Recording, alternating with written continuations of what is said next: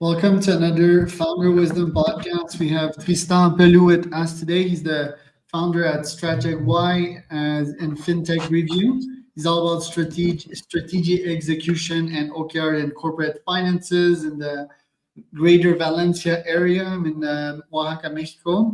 And yeah, you can check his background. His LinkedIn is pretty interesting. Also an academic and currently completing a PhD in behavioral economics, I believe, or something like that. This podcast is brought to you by podbear.com. If you want to start or scale your own podcast, you can go to podbear.com. We use podcasting to grow connections, help you get leads, get you insights, and everything between. Tristan, welcome to the pod. Tell me a bit more about yourself and what you're up to nowadays. Yeah, thanks for having me, Charles. So, a bit about myself, as you say, I live in Valencia, but I'm a Frenchman who left France a while ago now. After a few years in the UK, I decided I needed sun in my life, and now I'm in Spain. And I do various things. So there is a part of my life around strategy, where I'm a strategic advisor to several companies, several sectors, mostly around Europe, on complex challenges that they might have around growth or how to integrate companies that they've acquired. I also do research in strategy as part of my PhD. I'm also a visiting professor in various countries, in Germany, China. And I run Fintech Review, a small media on fintech that I launched a few years ago. So yeah, I keep busy around the few stuff, mostly strategy and innovation kind of things.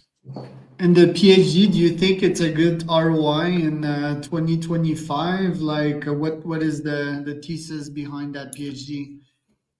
So, I mean, a PhD is mostly time. You obviously invest time.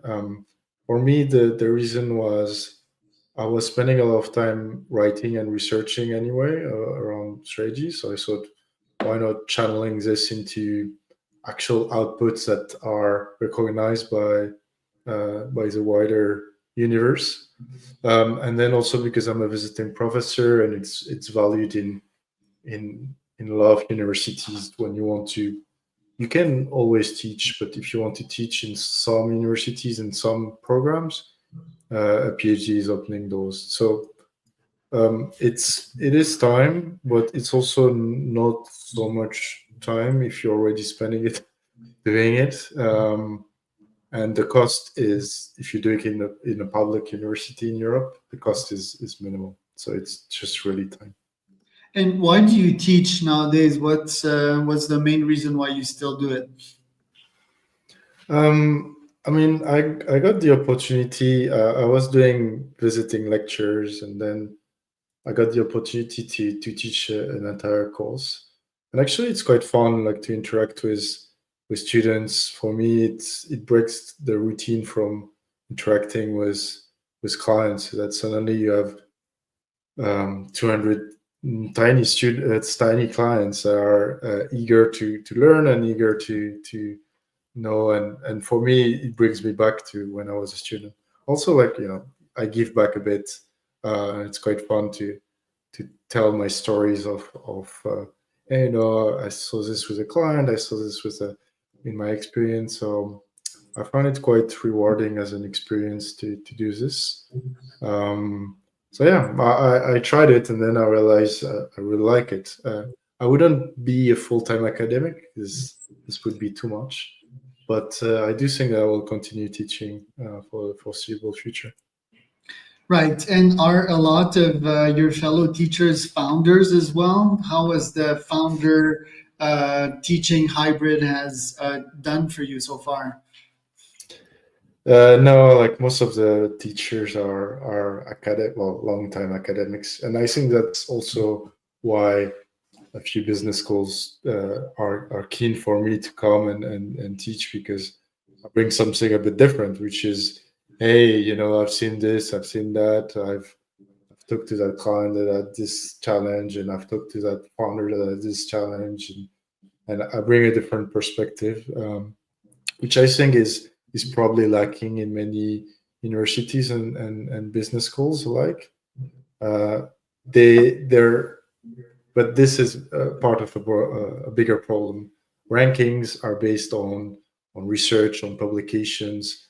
So you're incentivized as a business school or as a university to get people with PhDs, not really people that have experience. So it's gold if you find like a founder or that had also this academic pedigree, but otherwise the rankings are not valuing this kind of experience.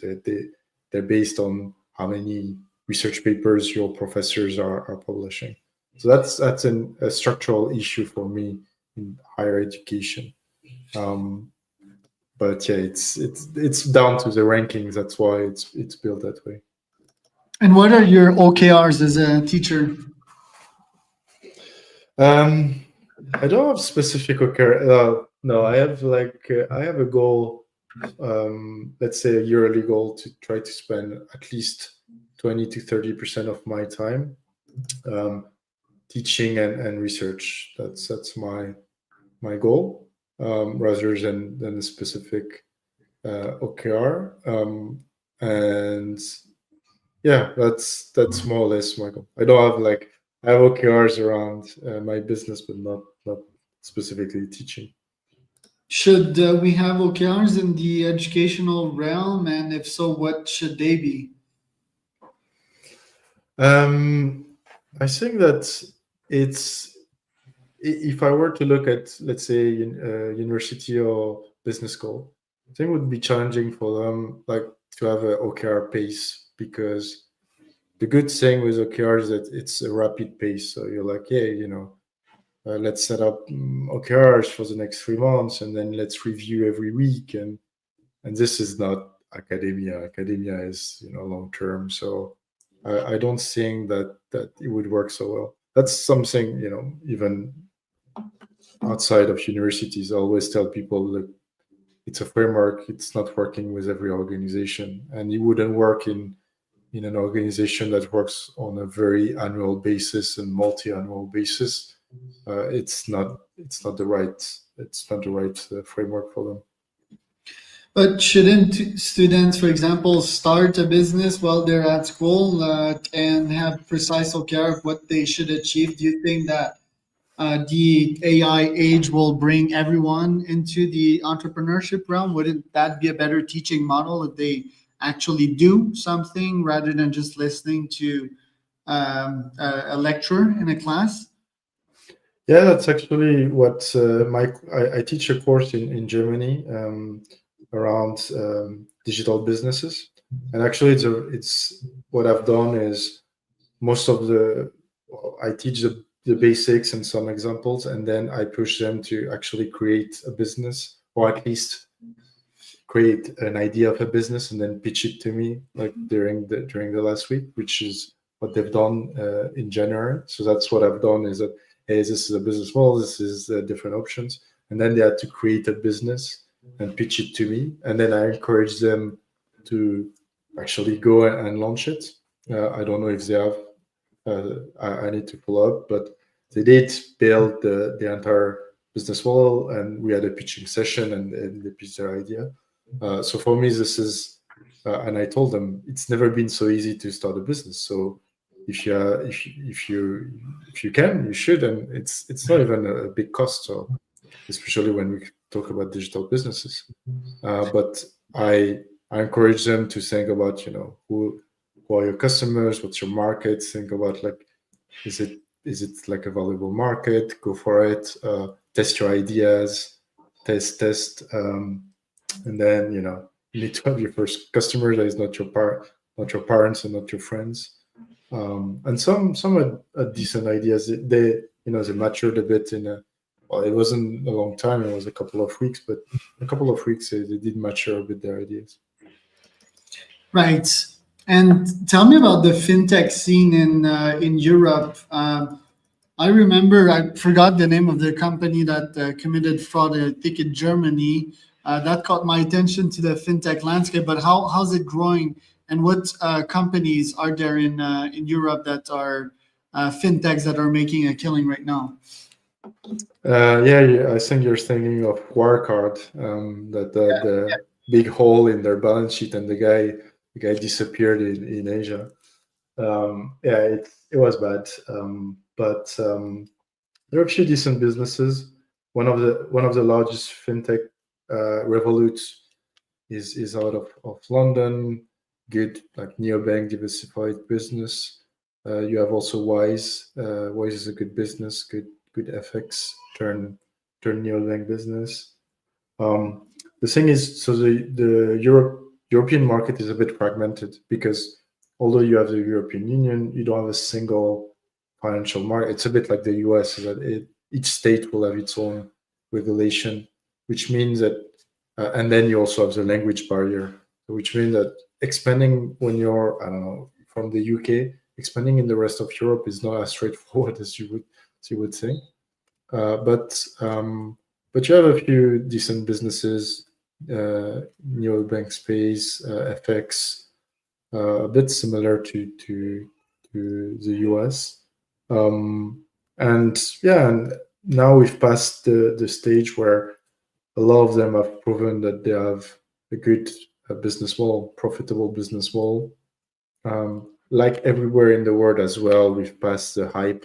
So now you have to prove that actually you can make something out of your business. I've seen so many that have gone into tiny niches of markets that have zero value, but there were lots of venture capital money, so let's go. But now we're in a different phase, a bit more mature.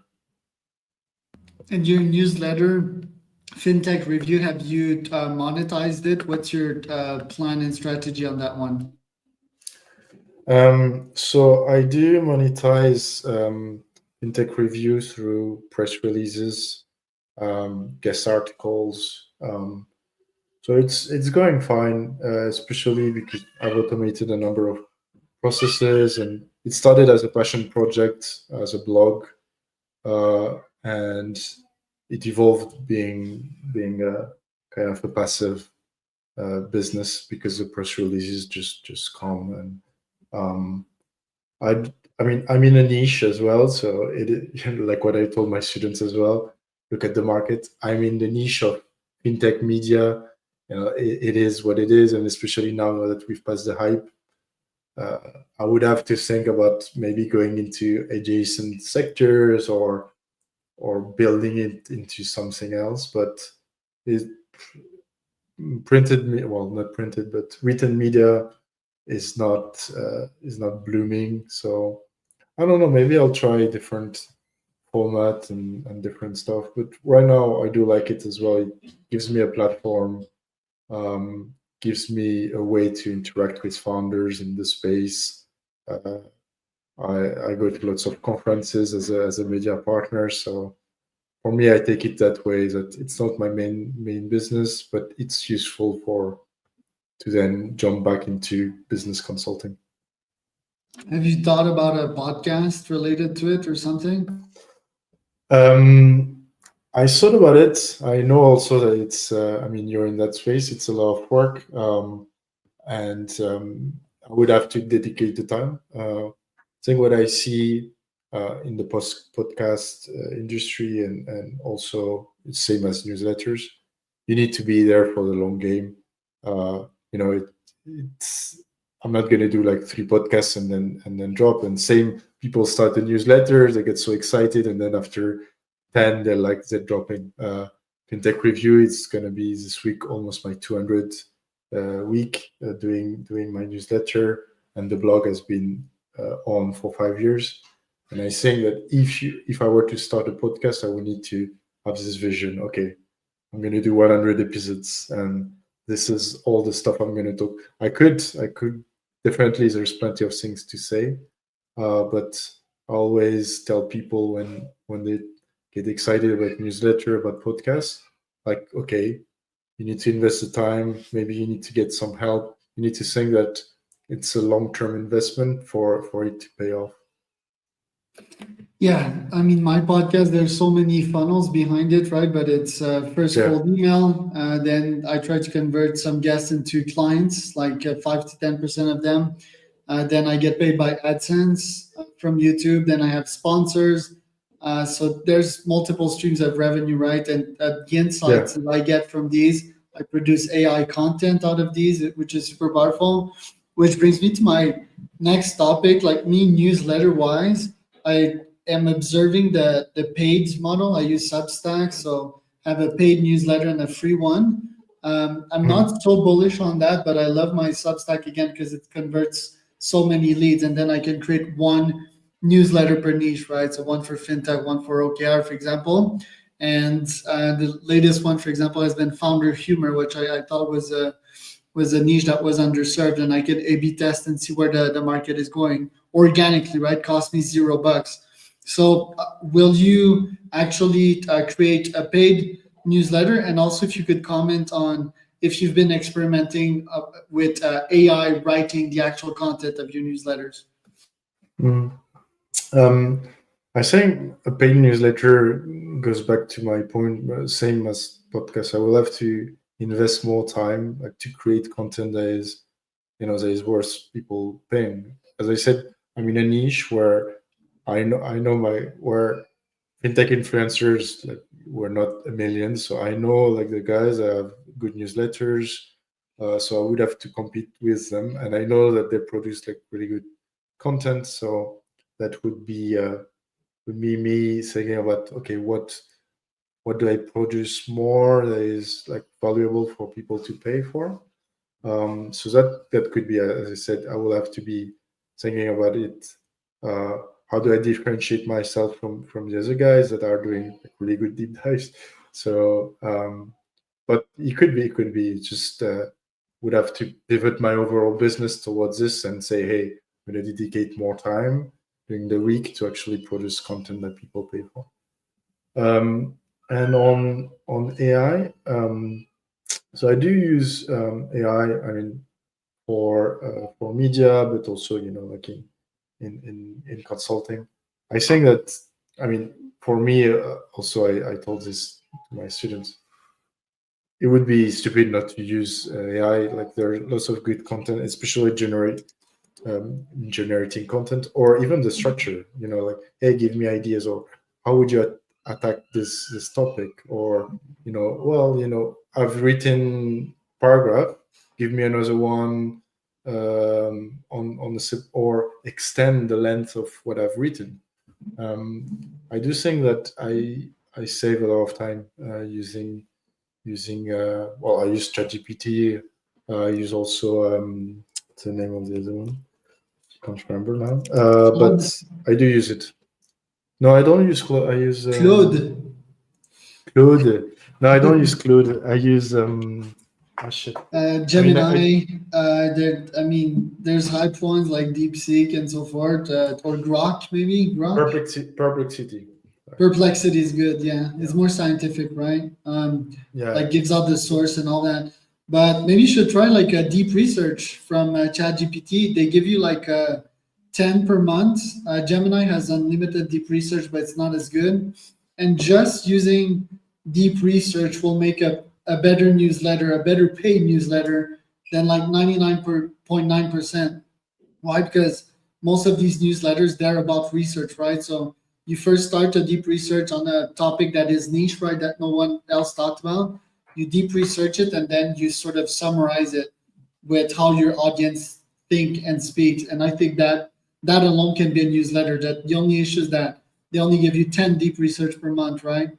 I mean, you could Mhm. deploy one per week technically, but the pro plan, $200 a month, I think it's unlimited deep research. And yeah, it's amazing deep research. It's ludicrous the results that you can get from that and the quality Yeah, of insights. as you say, I mean, I built a decent ChatGPT, like, environment, and, like, the more you invest time, and then you structure, and but Content. but yeah, one of the issues I've had many times, especially because I do research, and I like to have the source of where is ChatGPT making up stuff, and you're like, yeah, well, where did you get this? Yeah, I don't know. Like it's a bit sometimes a bit like a kid. You ask him, "Where did you get this?" I don't know, and then tells you about something else, and you're like, "Hey, come on! I asked you where did you get this number?" Uh, Yeah, that's an issue sometimes. Yeah. yeah, for sure.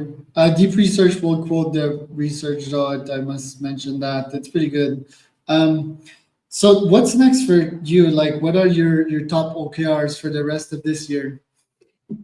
Um, I mean, I'm doing well on the client side, and I'm quite full for till the end of the year in terms of advisory stuff. So I said I want to use the rest of the time I have doing research in strategy and OKRs.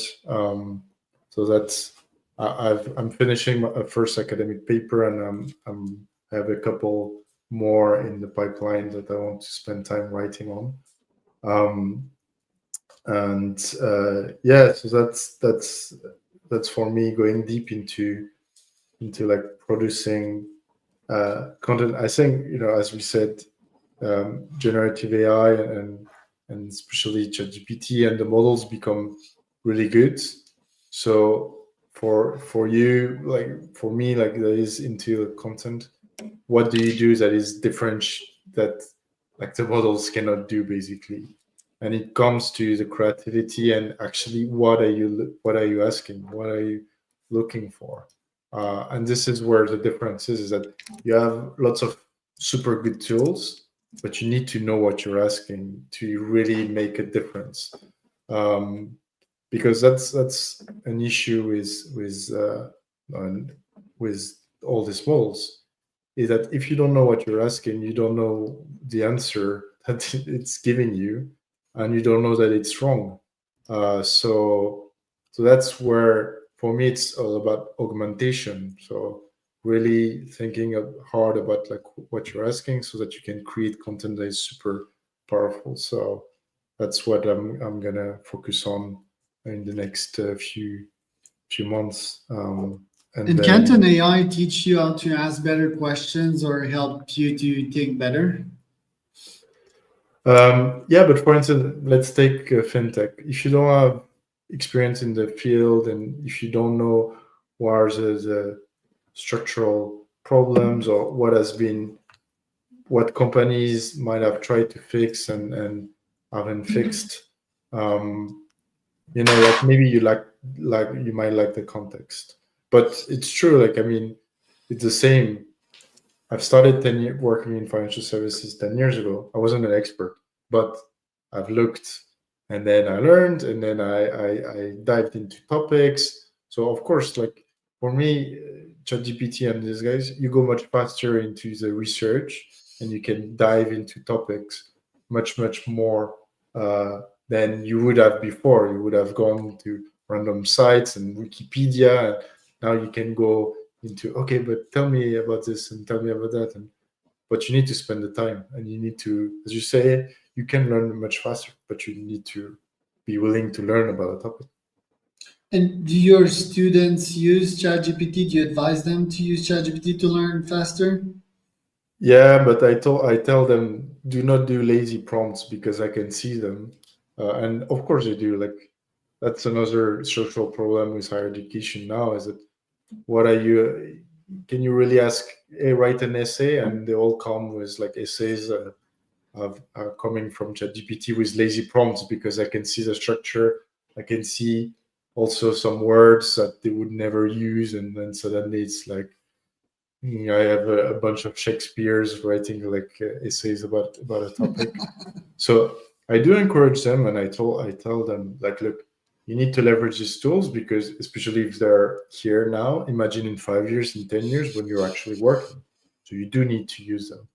However, again, as I said, know what you're asking, because otherwise it gives you an answer that might not be the right one, and avoid the lazy prompts. So if I give you a question and you put it exactly like that, then you give me the answer, it's obvious that you've used ChatGPT. Of course, the thing is I can't penalize you because it's a correct answer.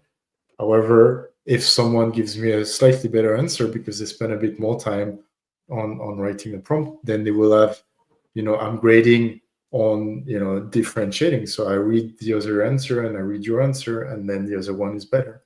So I do encourage them to, especially what I said on my classes about starting a business. I'm like, look, you can gain a lot of time analyzing the market, structuring your pitch deck, a lot of stuff. You can go much faster using AI, but you need to know what you're asking, and you need to avoid the lazy prompts, because an investor will see through it, and then everybody will see through it. So will or future generations being very poor at thinking, let's say that I have one of them on my podcast and they can't explain shit, but they'll be very good at having AI outputs and AI content that doesn't necessarily feature their own thinking. I think, I use the example always of like in the 80s, 90s, an accountant or financial analyst will use pen and paper to do all the calculation about whatever stocks and companies. Then Excel arrived and it was like revolution, and then suddenly you can do super crazy financial modeling. The job has not disappeared. What has happened, and people cannot do the math that they used to do. Like, people used to be able to do like crazy calculation in their heads, and now you get your calculator, you get Excel, and you don't do it anymore. We've developed other skills, like what matters, and I do sometimes, like corporate finance operation. What matters is not really the model. Like, who cares all the calculations? What matters is the numbers that come out, the assumptions that you've taken, and what are you doing with this? Then you're going to negotiations, you go into like other aspects that actually have nothing to do with the whole process. And for me, it's exactly the same here. What's going to matter is, okay, what are the questions you've asked? What are the assumptions you've taken?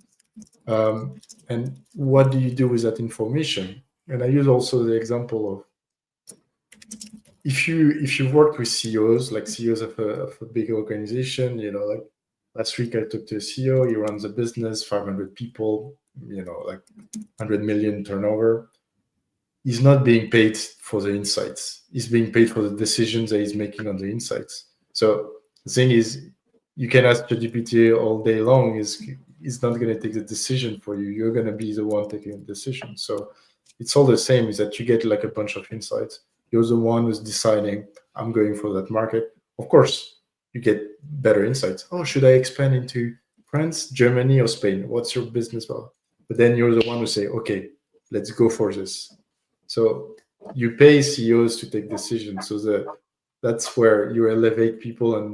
And I think that in the future, it's just that you will get insights and information faster. You're still going to have to make the decision. So if you're not good at this, someone else will be able to take a faster decision on the insight that he's getting from AI. Tristan, thank you for showing up. Where can people find out more about you? I'm quite active on LinkedIn, so people can find me there, can reach out. I'm always keen to have a chat. You can go on Fintech Review and read about my ramblings about fintech. And yeah, that's about it. It was Tristan Pelloux and Charles Cormier for another